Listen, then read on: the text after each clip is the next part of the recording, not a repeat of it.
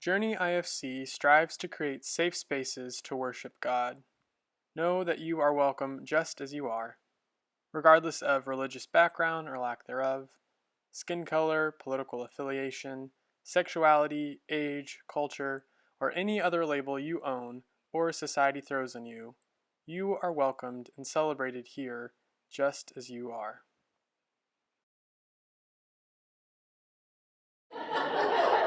Hello, I'm Susan. I'm going to read the reading that Jacob. Sorry, I ran right over your line. I'm sorry. I'm going to read the reading that Jacob's not fond of, and I can see why. You will see soon as well. Our reading. Okay, sorry. Our reading comes from the letter to the Colossians, chapter 3. The reading discusses how we should act on the other side of a particular threshold. Put to death, therefore, whatever in you is earthly: sexual immorality, impurity, passion, evil desire, and greed, which is idolatry. On account of these, the wrath of God is coming on those who are disobedient. These are the ways you also once followed when you were living that life. But now you must get rid of all such things: anger, wrath, malice, slander, and abusive language from your mouth. Do not lie to one another, seeing that you have stripped off the old self with its practices and have clothed yourself with the new self, which is being renewed in knowledge according to the image of its creator. In that renewal, there is no longer Greek and Jew, circumcised and uncircumcised, barbarian, Scythian, enslaved and free, but Christ is all and in all. Therefore, as God's chosen one, holy and beloved, clothe yourself with compassion, kindness, humility, gentleness, and patience. Bear with one another, and if anyone has a complaint against another, forgive each other, just as God has forgiven you. So you must also forgive. Above all, clothe yourself with love, which is the bond of completeness. I'm back. Hey, everyone. So this is a clip from the movie Gravity, and it's a story of a woman played by Sandra Bullock here. It's a great movie. It's a really stressful movie, I'll say that much. You've got a little taste of that. Who goes into space and she almost dies after debris wrecks into her while she's out on this spacewalk. Sandra Bullock's character has to fight for her life to get back into the ship before she runs out of air in her spacesuit, which is the moment we just saw there. The scene we just watched is when she finally makes it across that threshold from the inhospitable nature of space to this hospitable nature here on the spaceship. We see her struggle as she waits for the airlock chamber to fill with enough oxygen for her to be able to breathe comfortably after this terrifying event. When she is finally free from her spacesuit, as we see right here, we see this woman curled up like a child in her mother's womb. She is reborn and she learns to breathe yet again. And for a moment, she's suspended on the threshold of life and death, and a rebirth takes place. I have never been to space. I assume a lot of y'all have not been to space either, if not all of you. But the closest I've come to this encounter was when I learned to scuba dive, which I did a couple years ago. And for 3 weekends in a row, I think it was 4 years ago, it could be 3, I don't remember time. COVID has changed all time for me.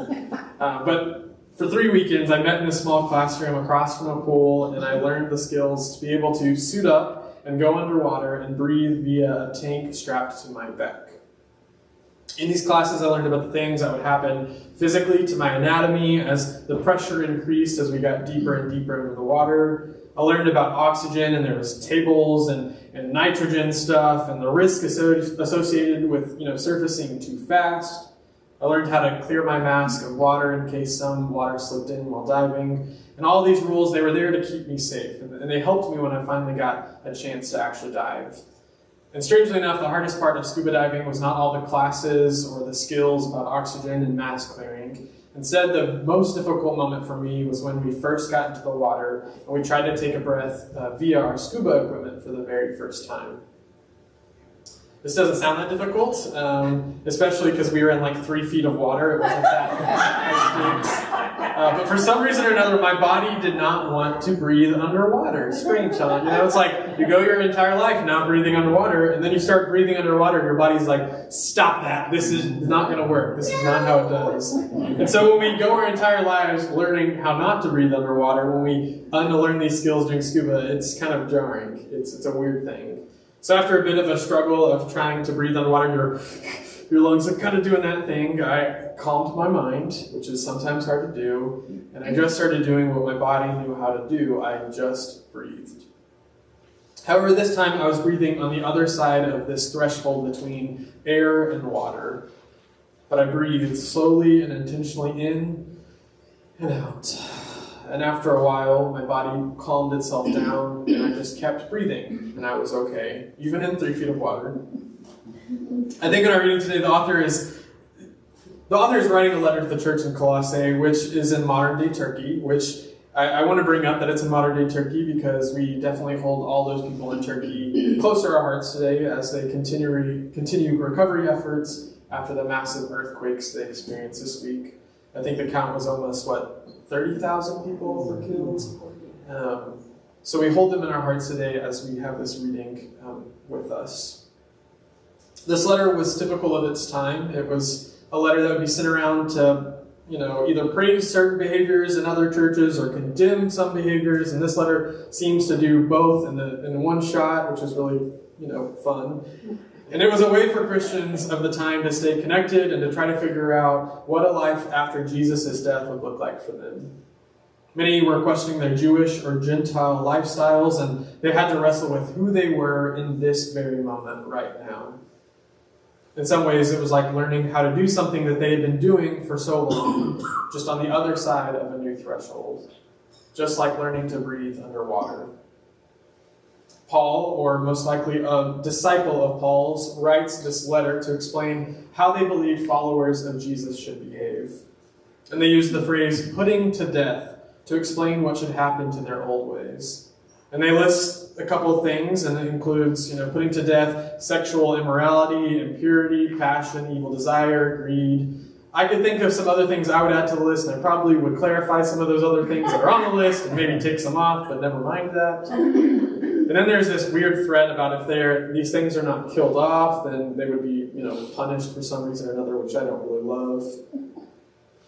The writer says that they should get rid of anger and wrath and malice and slander and abusive language and lying, saying we have been clothed with a new self. The old self has died away, a new self has been raised from the death of the old self. A resurrection of sorts. Then the writer says that there are no longer Greek or Jew, circumcised or uncircumcised, barbarian, Scythian, enslaved or free. Yet the readers know that this was not the case. They still had Jewish and Greek neighbors. They were in mixed company in regards to circumcision. The so-called barbarians were still around, and many people were enslaved around the world. This line seems to diminish the real lived differences and experiences these people were facing. It's similar to people saying, I don't see color in relationship to race. These phrases erase the real lived differences in people's lives, things that if erased would erase the identity of said population. This text in itself is imbued with anti-Semitic rhetoric that suggests that the older Jewish ways were lesser than, as if Jesus were not a Jew himself. And then we get this list of clothing requirements needed for the new self, and it doesn't sound like clothes. Instead, we should wear compassion, kindness, humility, gentleness and patience, forgiveness, and especially, get this, and especially love. All things that Jews and barbarians and slaveholders could claim to do. It wasn't like the Christians had a monopoly on virtue, right? These were values consistent across many cultures around the world, but they were values, I believe, that are worthy to try on regardless of the culture we find ourselves within. I've been thinking this week about thresholds as small deaths. Throughout our days, we may experience small deaths over and over. Moments when the old thing has passed away and something new is going on. Maybe when our phone dies, or when we take a nap, when we shake someone's hand, when we leave for work, or when we return home. All day long, our lives are filled with these small deaths. And some deaths are bigger, like losing a relationship or losing the life of a loved one. And in each of these threshold moments, we are called to step through them and come out on the other side and see if the old way still works, or if we have to try something new on. Death is a natural part of life, and I think we struggle more with the idea of dying more so than the actual act of dying itself.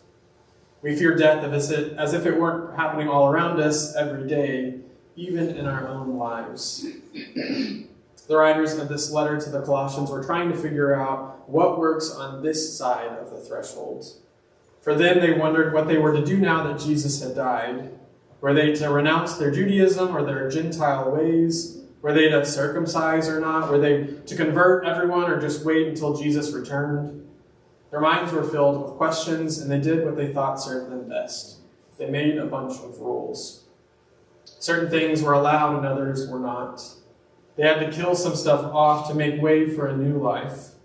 But this was just them throwing things at the wall and hoping for the best.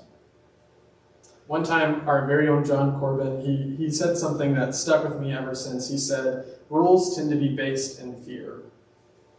And I think that makes sense in our story today.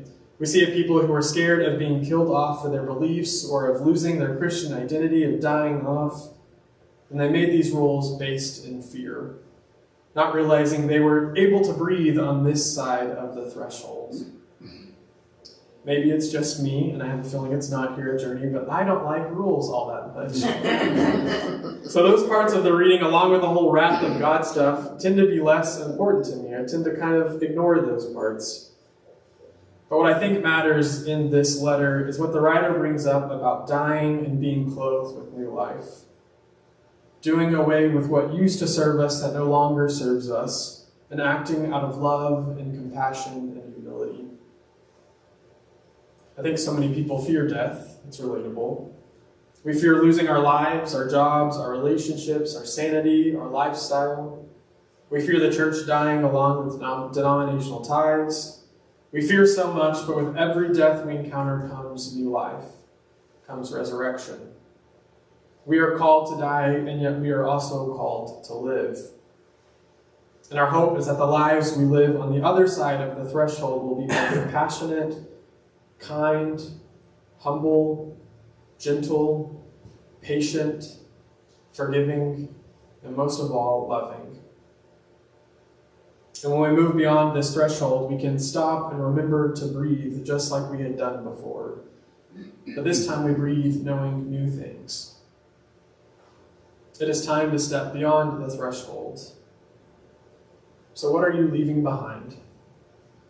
What are you taking with you? And how does your life look different now? May we sit with these questions this week as we explore this new, resurrected, post-threshold space together. Breathing in and out. Amen. Amen. Wow, we just keep talking about thresholds. Let's look at it from the other way. Yeah, we see someone coming across the threshold to life-saving air. And we may not know what's on the other side of that threshold. Let's step back and look at ourselves as the person on the other side of the threshold for the person coming across. Go this week and stand like this on the other side of someone else's threshold.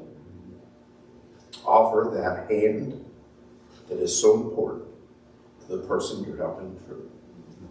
Go in peace.